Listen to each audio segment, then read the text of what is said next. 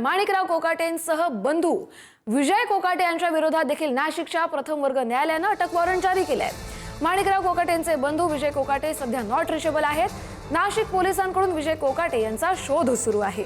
विजय कोकाटे यांनी मुंबई उच्च न्यायालयात अटकेच्या स्थगितीसाठी अजूनही अर्ज दाखल न केल्याची देखील माहिती आहे। अतिशय महत्त्वाची अशी बातमी, माणिकराव कोकाटे यांच्या विरोधात काल अटक वॉरंट जारी करण्यात आले। त्यासाठी नाशिक पोलीस आज मुंबईत येत आहेत, पण दुसरीकडे त्यांचे जे बंधू आहेत जे या सगळ्या प्रकरणामध्ये दोषी आहेत, तर त्यांच्याबरोबर माणिकराव कोकाटेंबरोबर विजय कोकाटे यांचं देखील नाव जोडले गेलेलं आहे। ते बंधू सध्या कुठे आहेत?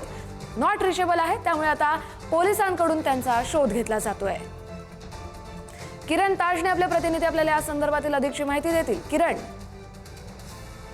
कस्तुरी, आपल्याला माहिती आहे की माणिकराव कोकाटे यांनी उच्च न्यायालयामध्ये धाव घेतलेली आहे। मात्र तिचे बंधू जे आहेत विजय कोकाटे यांनी मात्र त्या सगळ्या संबंधी जे नाशिक न्यायालयाने अटक वॉरंट जारी केलेले आहे त्या सगळ्या संबंधी अद्यापपर्यंत उच्च न्यायालयामध्ये धाव घेतलेली नाहीये। त्यामुळे नाशिक पोलिसांकडनं माणिकराव कोकाटे यांचे जे बंधू आहेत विजय कोकाटे यांचा शोध घेतला जातोय।